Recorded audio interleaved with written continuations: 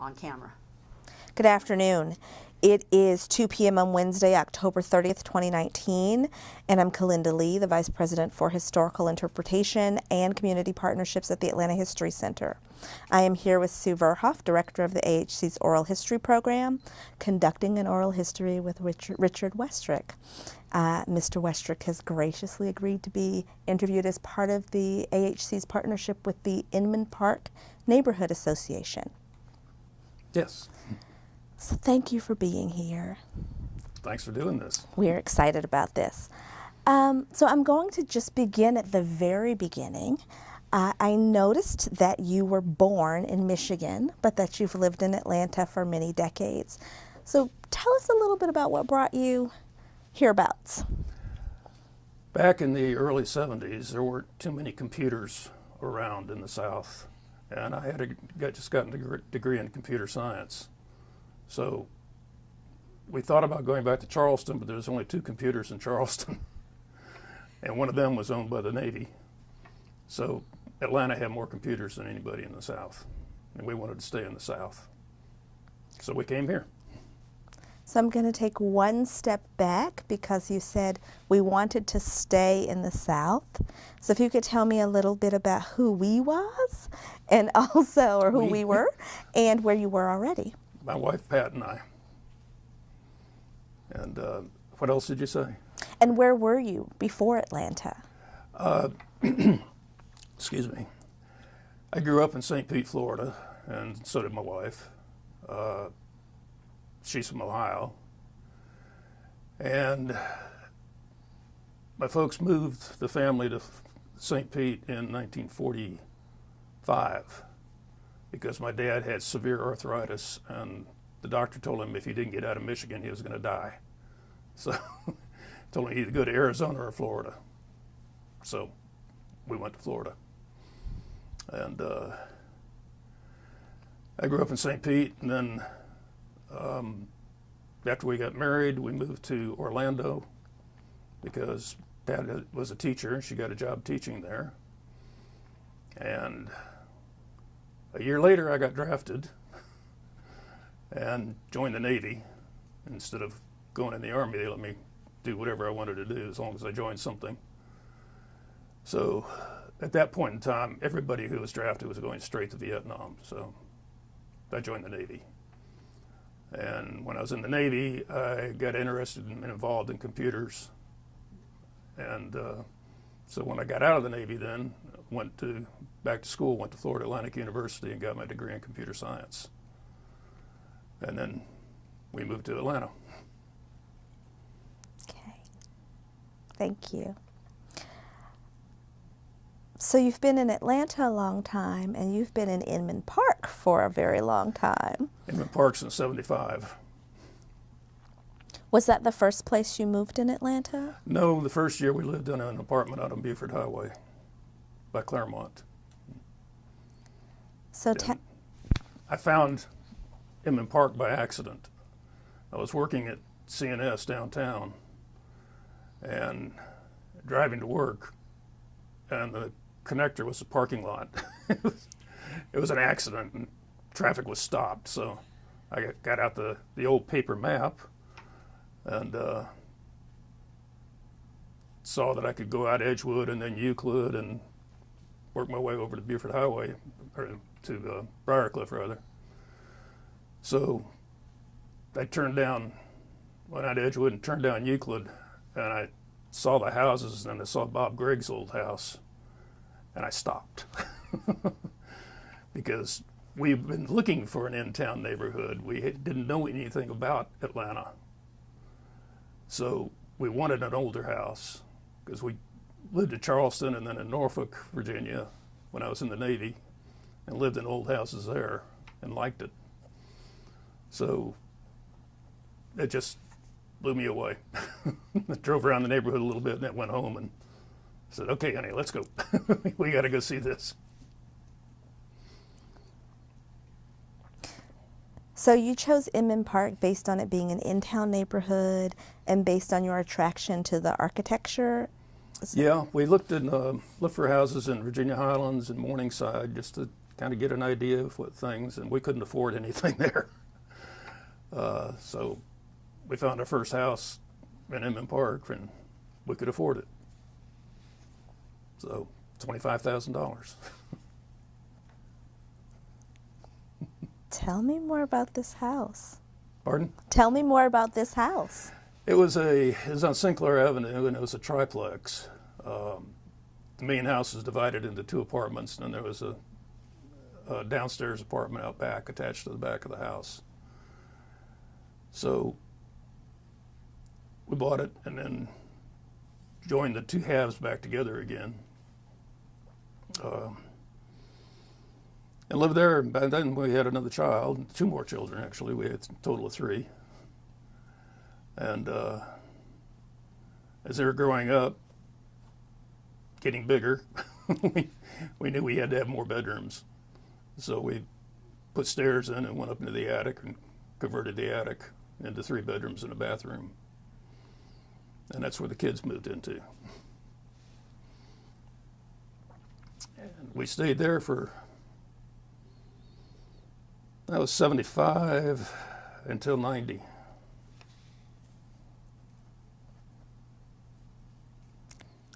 So why did you move? So why did we move? We wanted a bigger house and possibly an older one. The first house was built in 1925. So we found a house on Elizabeth Street and fell in love with it. And it was built in 1890. It was the first house on the street. And much larger, 2-story and 3,500 square feet.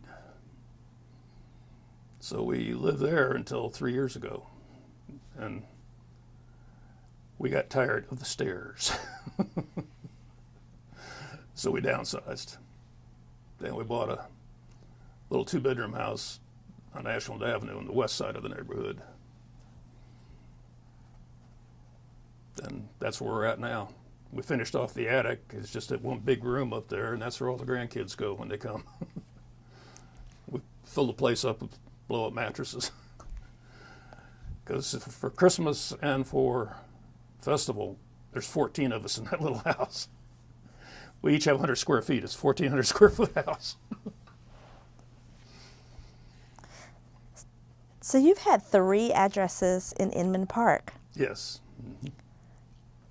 And you've had shifting family needs throughout this time. So why have you stayed in Inman Park all of this time? Neighbors. It's a very, very close neighborhood. And good friends. And good things to do. There's a festival every year. I've worked on every festival since 1976. Chaired festival one year in 1986, and then in 1997, Pat and I co-chaired festival. I've been on the board of the Neighborhood Association. I was secretary back in late 70s, I think, or early 80s. Been on lots of committees and, just doing stuff. Co-founded the Tree Watch Committee with Nancy Morrison back in either 98 or 99. And we've planted over 2,000 trees in the neighborhood over that time, over the last 20 years.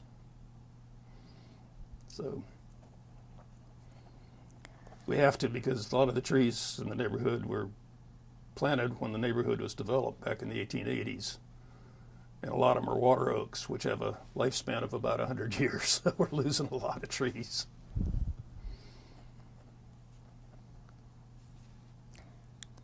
So you've been involved in a lot of ways. Yeah. Mm-hmm. And so is my wife.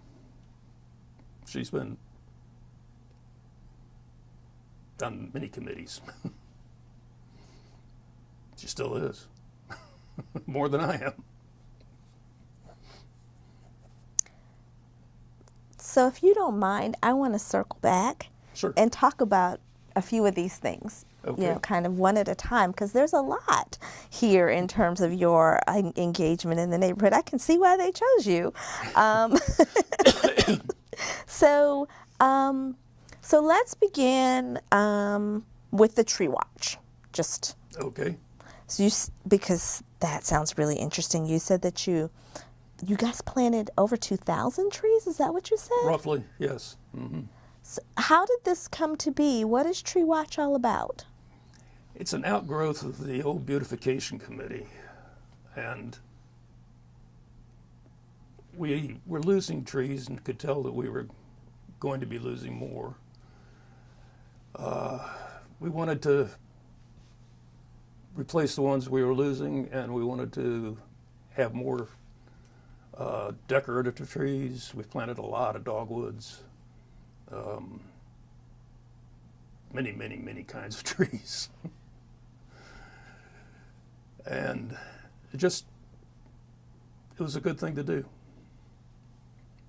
And we've had a lot of involvement from the neighborhood, from the people. When do you think this began, or do you know exactly? When did Tree Watch begin? It was either 98 or 99. Just don't remember exactly when. Was it a project of the neighborhood association, or was it independent of that? Or No, it's a project of the neighborhood association. Yeah, we're a committee of the neighborhood association, one of the committees. Excuse me. is it still active? Yes. I'm not leading it anymore. I stepped down from the chair, and a guy named Jim Abbott is leading it now. But I still work with him.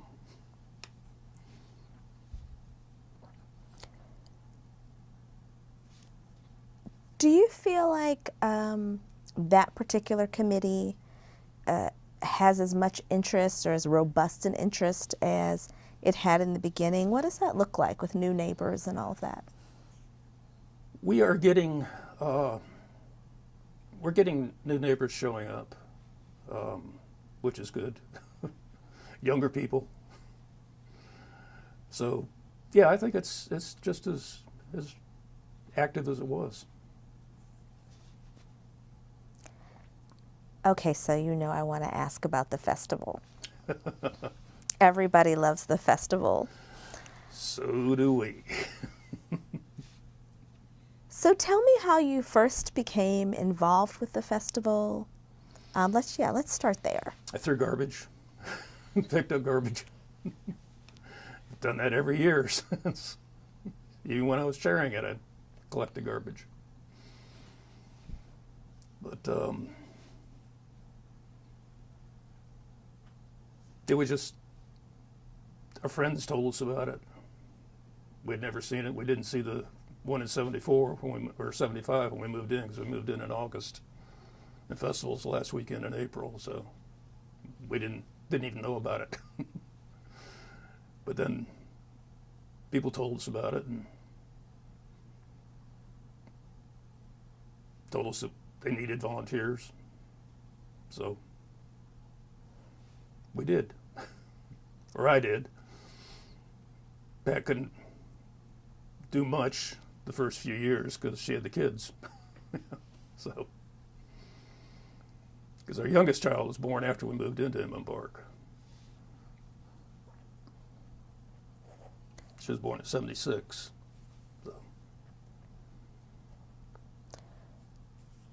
So if you were talking to a newcomer to the neighborhood who was in a situation like you, they hadn't seen the festival before, had no idea what it was or what to expect, what would you tell them? What would you tell them it was? What would you tell them it's become? How would you describe this?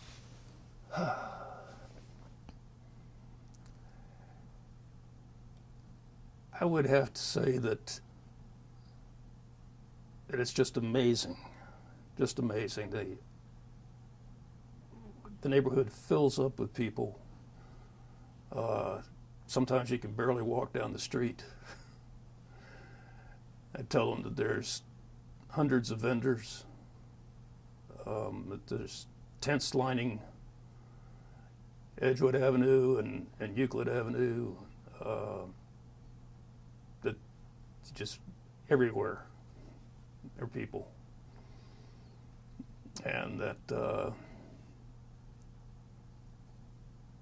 tell them about Butterfly Ball, which is a dance we have Friday night before festival, Friday night of festival weekend. And that's a lot of fun. We get dressed up for it. And then there's the Sunday night cleanup where everybody bands together and goes out and cleans up, picks everything up, and which is also fun. And one of my favorite memories of the festival is on Sunday night after everything was cleaned up and everybody went home, I'd get in the car or the truck, go out and drive around, make sure everything was okay. And there was always a barricade or two that didn't get moved off the street, or traffic cones that didn't get put back. So a friend of mine and I, Bill McMurray, and I did go out and drive around.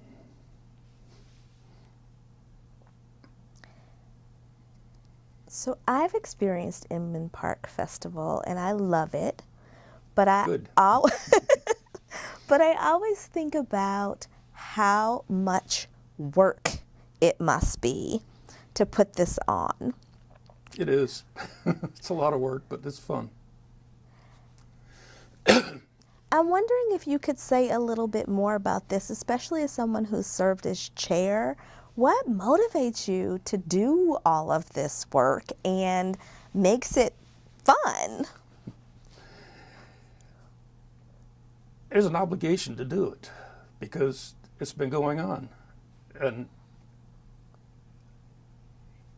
you just have to keep it going on.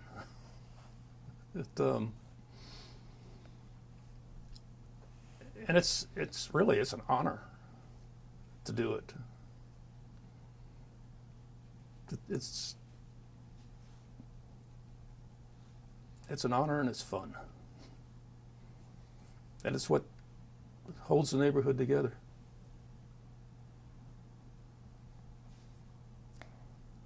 So I'd like to know a little bit more about that. What makes you feel like it's an honor to serve in that way, and how do you feel it holds the neighborhood together? I feel it's an honor because so many people have done it and done it well, that they want me to do it.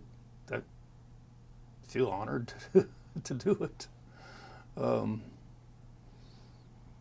It's just such a unique experience, and it's so much fun.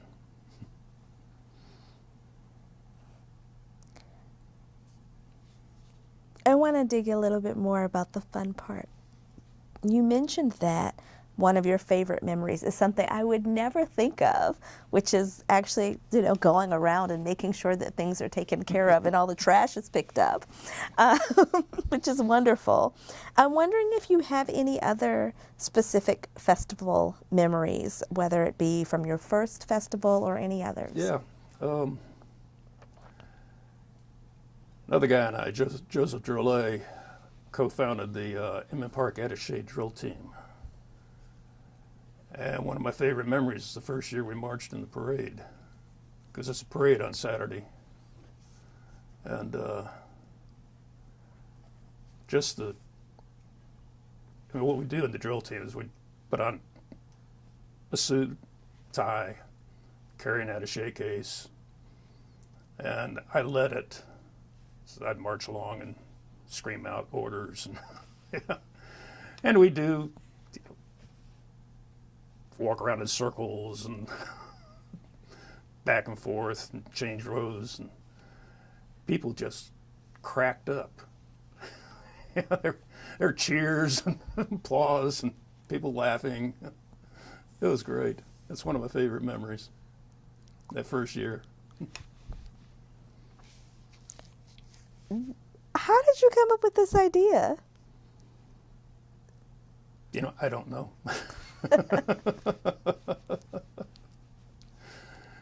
I really don't know. Don't remember. My memory's not as good as it used to be. I'm going to circle back to something else that you said too. One thing that you said kind of in passing as we've been talking this afternoon is you mentioned that you had 3 children Yes. who you raised in the neighborhood. And I wanted to know a little bit more about that, since that's often a way that people really connect within their community. Mm-hmm. What was it like to raise children in Inman Park? It was good. There was not a whole lot of children, but there was enough that they made friends, and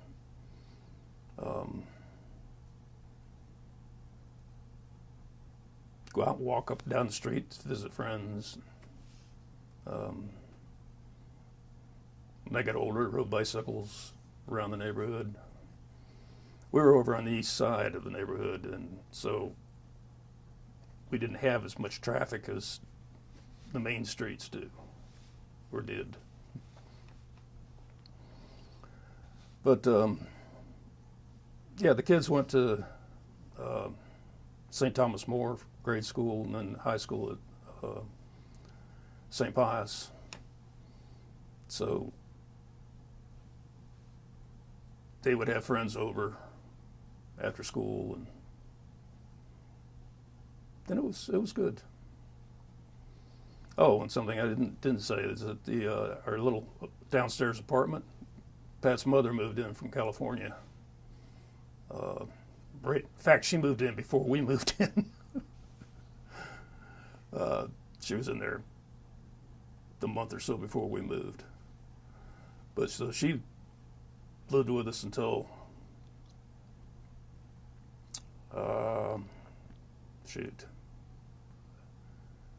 1910 or 2010 rather. She moved to a bigger house, and we had a carriage house there. She lived in the downstairs apartment of the carriage house. And she was 108 when she died. Yes. But so it was a good relationship, and the kids loved being with her. So, and Pat and I would get off for a weekend every now and then. So it sounds like between your family and the relationship with your neighbors, like you really had a nice kind of extended family. Yes, it feels like an extended family.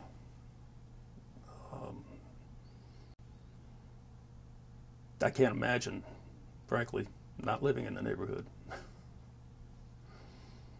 That's why we stayed. We downsized. We looked around and found a small house in the neighborhood. So even though we're talking a lot about the history of the neighborhood as part of this, I think about things that people identify as, community building, right? Relationships with neighbors, things like that. You mentioned that your kids went to private schools. And I know that sometimes community schooling is also a way that people meet each other and connect within the neighborhood. I'm wondering whether that was something you considered in Inman Park, and if there were other community institutions that you connected with in the neighborhood.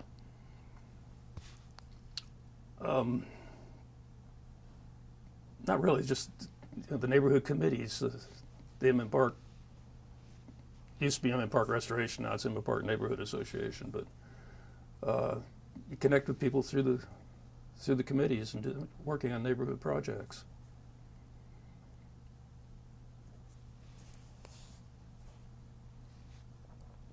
So speaking of those projects, we've talked about festival. Another thing in preparation for this interview that I was talking with people about and reading about were the downzoning efforts. That mostly took place before we moved in. We passed around some flyers to downzone the east side of the neighborhood, and did a little bit on that, but that was right after we moved in. So we were learning the neighborhood ourselves. So the downzoning of the main neighborhood, like I said, it happened before we moved in. For someone who wouldn't know, can you talk a little bit about what you understand the downzoning effort to be and how it was important? It was important because the neighborhood was zoned commercial, and it needed to go back to being residential. That was the only way to protect the neighborhood, and that was the first step in protecting the neighborhood. And then the historic zoning was the big step. But they just couldn't stay zoned commercial. That's all. Do you know anything about what the activism looked like to get that changed? How would you go about getting, or how did they go about getting something like that changed? I don't know. And what I did know, I don't remember. So, you said that that was a first step in protecting the neighborhood, and that another very important step was the Historic Landmark District Yes. work. Mm-hmm. Can you tell us about that? Not a whole lot. You're going to interview my wife too, and she was on the committee. She was involved with it much more than I was.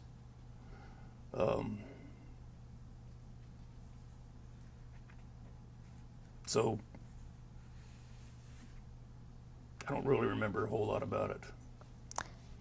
That is fair enough, but I will ask you this. Tell me why you said that that was so important. Why do you think it's important? Because it allowed us to protect our homes. You know, all over town, homes being torn down, and McMansions and apartment houses are being built. You drive up North Highland through Virginia Highlands, and you just, one after the other is being torn down. And the historic zoning prohibits that. So it saved the neighborhood.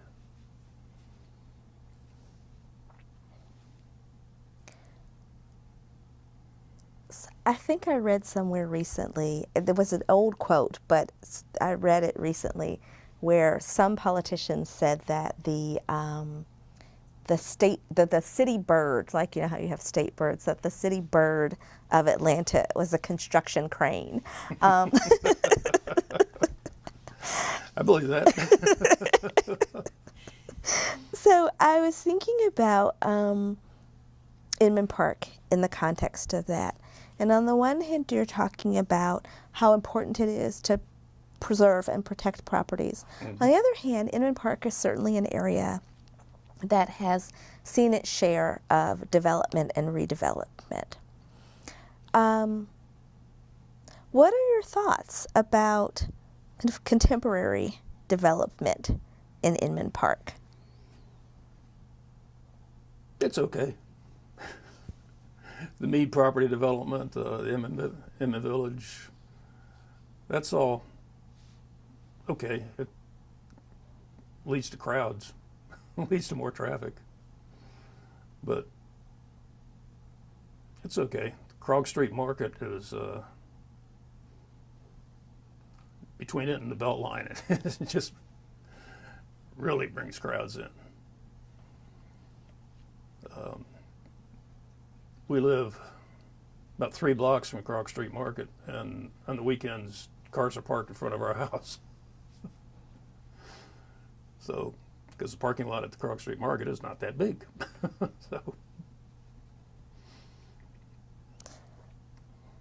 Do you feel like that's good for the community? I'm sorry, what? Do you feel like that's good for the community or not? Or?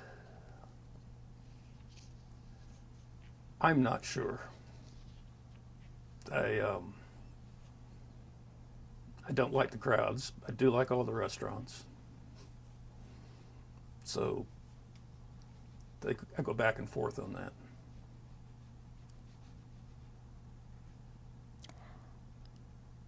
Another property in Inman Park that people often think about when they think about outsiders think about the neighborhood is the trolley barn. Yes. I served on the board of the trolley barn for 13 years. And I was vice president for operations. And we loved the trolley barn.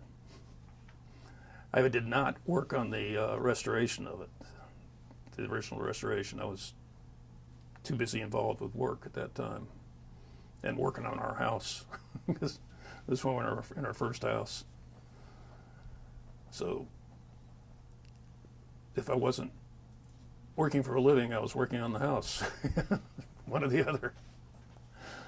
So I've always kind of regretted that I wasn't involved in the restoration of the barn, but that's the way it happened. But it's a great place, and it's lots and lots of weddings. And my wife Pat is now chairman of the board of the trolley barn. When I resigned from the board and Pat joined the board a year or so later, I was told that they had upgraded the Westrick position.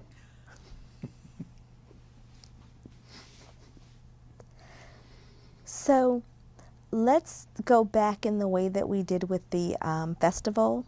Mm-hmm. If you were telling someone, maybe someone who was thinking about buying a property in Inman Park, what the trolley barn is and why it's so wonderful, what would you tell them?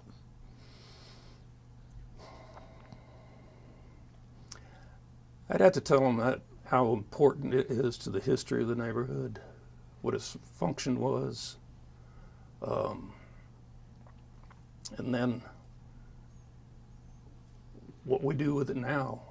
You know, we have our meetings there, we have parties there, we have, and then we rent it out for weddings and business meetings and so on and so forth. It's a nonprofit, so we take the money we make, a lot of it, and distribute it in grants to schools and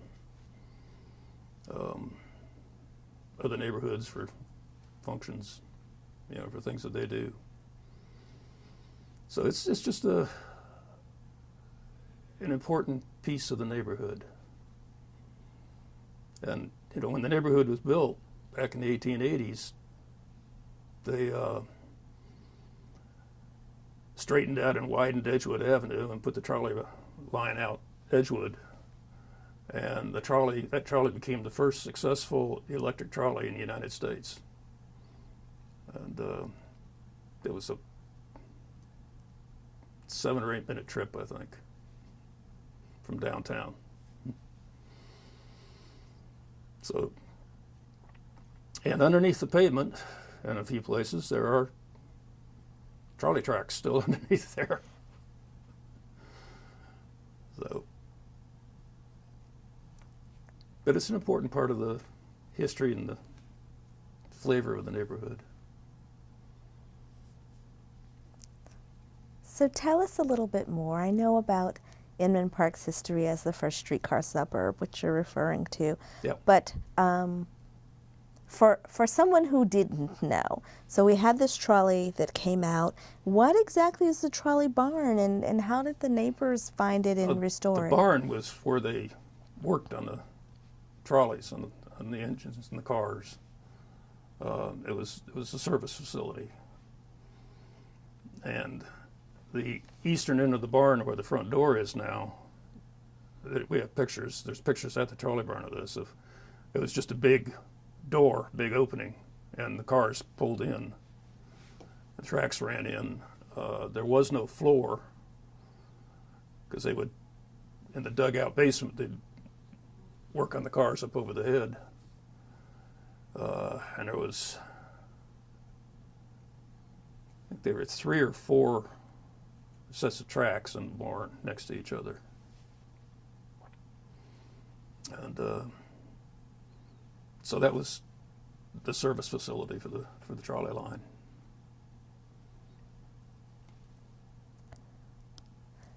So what inspired neighbors to want to restore it into this event venue? You know, I'm not sure. Like I said, I wasn't involved in it at that time. I was too busy working on my house and making a living. So I think they just wanted to restore it and save it because it was in the process of falling down. And it was such a part of the history of the neighborhood that people just wanted to save it. So the city owned it and leased it to us for $100 a year or something like that.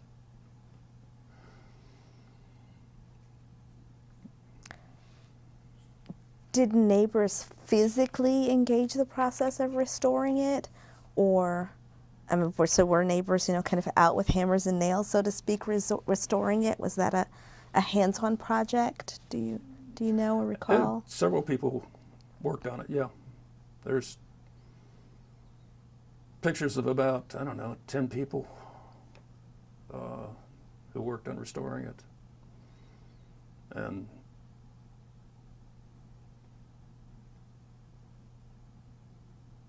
I guess, I'm sure the neighborhood association chipped in money on it, you know, paid for it. But we bought it from the city 2 years ago, finally. So we own it now.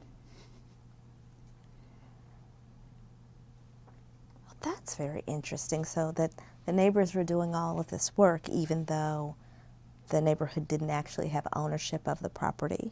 Right. Yeah, we didn't own it, but we saved it.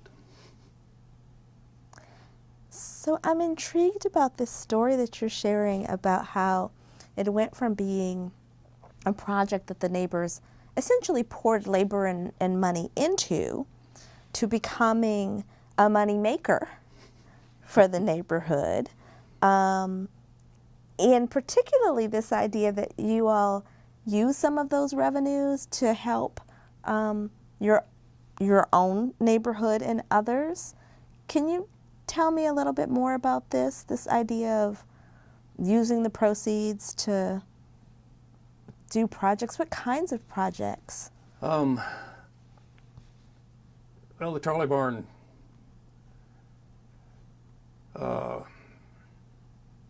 did some work on Springville Park, replaced the curbing and the sidewalk, and but I don't really remember who we've donated money to. I know some money goes to schools, neighborhood schools, but I don't know which ones and how much.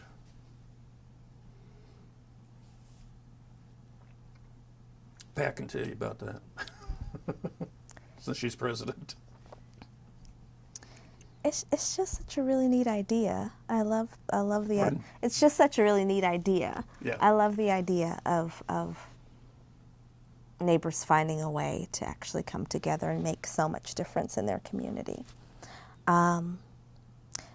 Which is actually a good pivot, I think, for me in this interview, because you've talked a lot about the role that you have played as a neighbor, that other neighbors have played at a really kind of grassroots level in making a difference, right? And, Yes. but I know that you also, as a community, have been very involved with supporting politicians that you've perceived as friends to Inman Park, and finding other sorts of ways to get support for the community. Yes. I'm wondering if you've personally been involved in any of that, if you can talk about who you perceive to be or have been a friend of Inman Park and how they've shown up? Probably the politician who did most for Inman Park was Maynard Jackson. And he instituted the neighborhood planning unit, the MPU system, which has been a very good thing. And we've had several neighbors serve on city council people. So they helped us a lot by keeping us aware of what was going on in the city. In fact, one of our neighbors was mayor.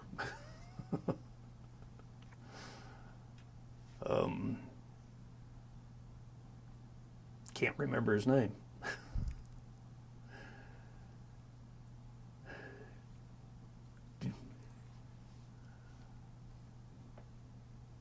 It'll come to me. I think it was Campbell, maybe? Bill Campbell, yes. Yes. So do you feel like having that kind of representation or being engaged in politics is important for a neighborhood? Yes, I do. I do. It's important. It's important to work with the city. It's important to help guide the city. I just think it's a good thing to do.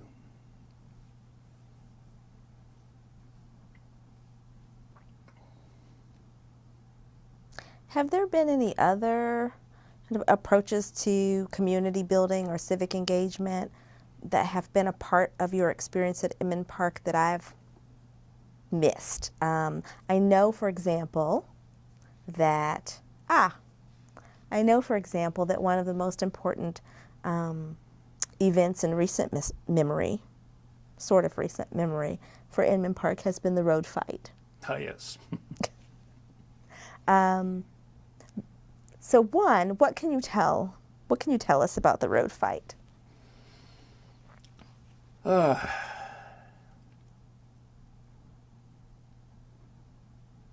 was a tremendous battle. And I was not directly involved like other people were. Sally Dorn and Kathy Bradshaw both put in tremendous amounts of time and effort. And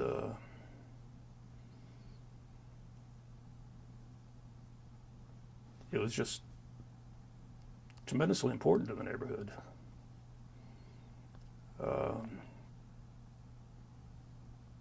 We lost several hundred houses, but us and the Virginia Highlands and Ponce Islands, but we would have lost more because right where a block away from where our second house was, there was going to be an exit ramp off the expressway when we'd taken out a whole block of houses. It just would have been bad. So let's step back a quick step and just discuss what the road fight was about. What were the issues as you understand them? What was being proposed, and how and why were neighbors so concerned? We didn't want to lose the houses. We didn't want to lose the neighborhood. And we would have. It would have.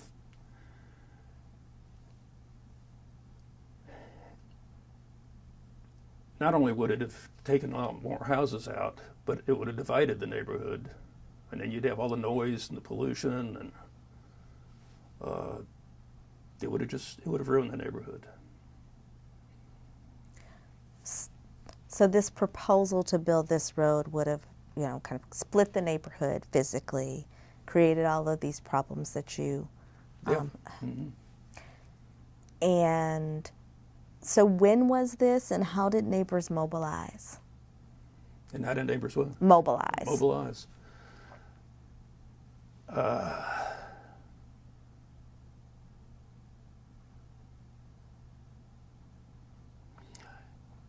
It was in the, I can't remember exactly when. It was in the early 80s. And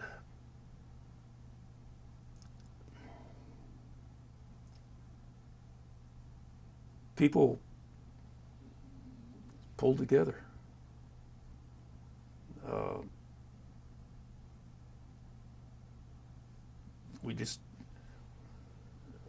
We marched. I remember one time we marched to Emory. I followed in my van in case anybody needed a ride. But because Emory was in favor of it. So we demonstrated that we didn't like that. So it just, I don't know, everybody just pulled together on it. There was some divisiveness. There was people who wanted it. But they're not around anymore.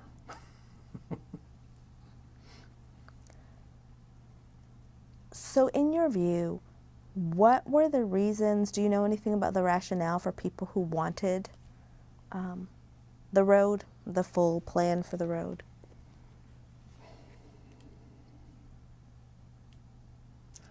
Not really. Not really.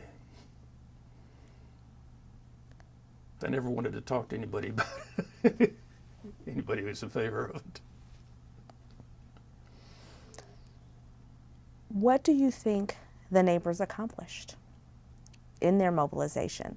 The neighborhood what? Accomplished. What do you think that the neighbors accomplished by opposing the road? We saved the neighborhood.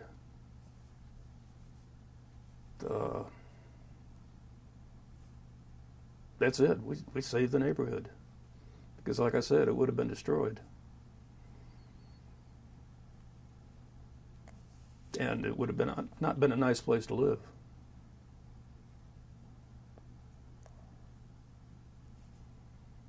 Are there any people that spring to mind as particularly instrumental in helping in that effort? Yeah, like I said, Kathy Bradshaw and Sally Dorn.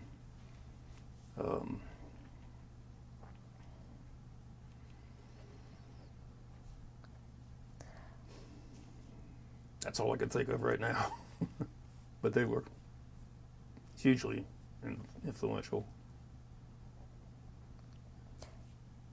Besides the protest walk to Emory, are there any other events that you remember or memories that you have specific to that? Not really, no. There are other things I just don't remember. Like I said, my memory's not as good as it used to be.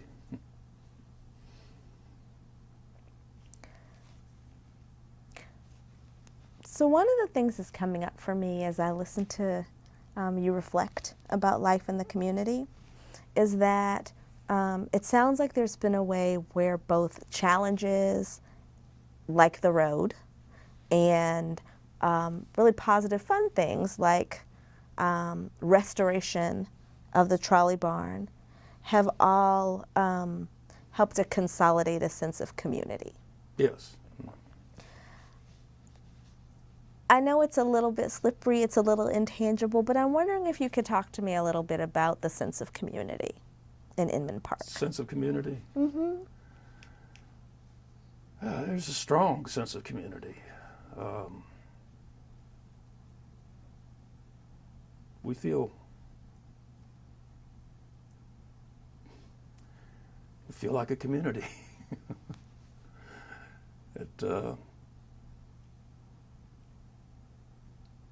it's all about the neighbors.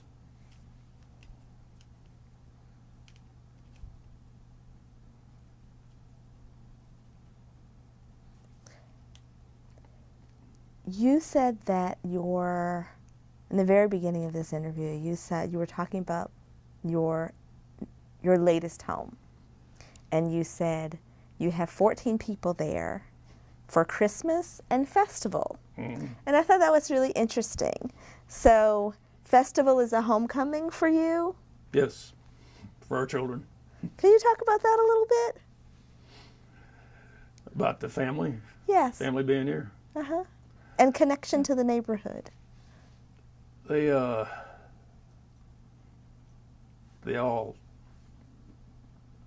our kids and their spouses, really like festival, and their children do. The children love it. So it's just a fun time, a fun family reunion. We all get together. You know, we see each other during the year off and on, but my son and his family live out in Social Circle. Our younger daughter's in Asheville, and our older daughter's in Denver, so they don't get together very much. But they do for festival and Christmas.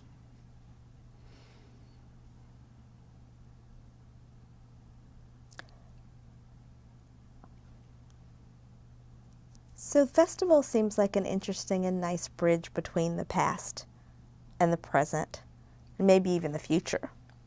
Yeah. Mm-hmm. Yes. What do you imagine for the future of Inman Park? What would you like for the community to be like, look like, feel like? I think it's probably pretty much going to stay the same as it is now. The area surrounding it is going to grow, but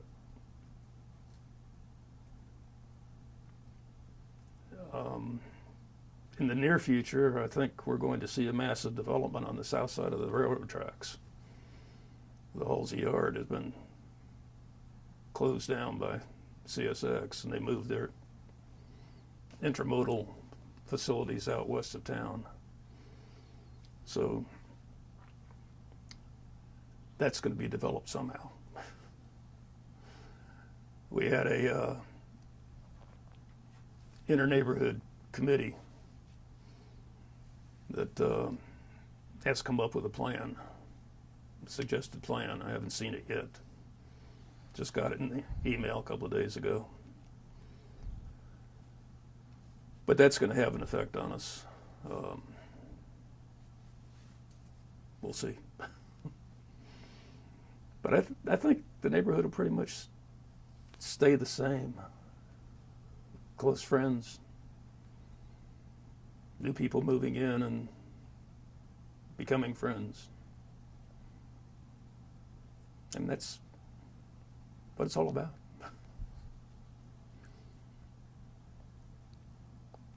What have I forgotten to ask that feels important to you?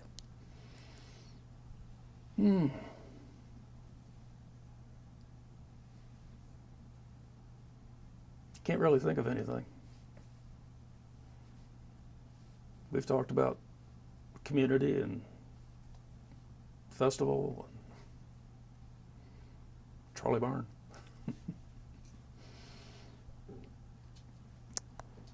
Well, I thank you very much for sharing your Thank you. memories and your... Thank you all for doing this. We're excited about it.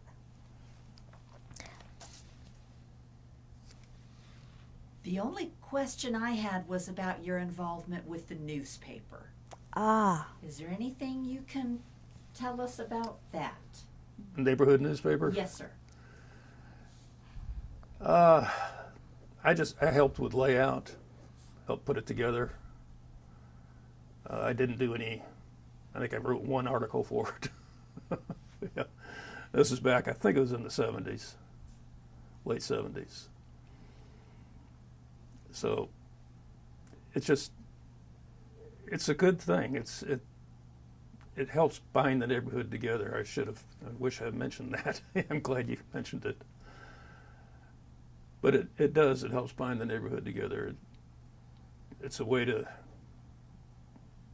for people to learn find out what's going on. Thank you. I have one more question now, too. She gave me a moment to think. You may have already covered this, but I always like to ask, if there was one thing, just one thing, that you wanted people to come away from this knowing about Inman Park, what would that be?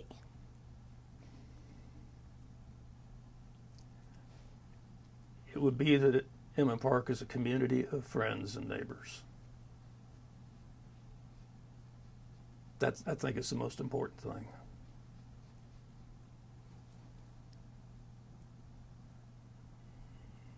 Yeah. Now we're done. Thank you so much. You're It was welcome. Thank wonderful you. talking to you. Good to do it. Thank you for coming in.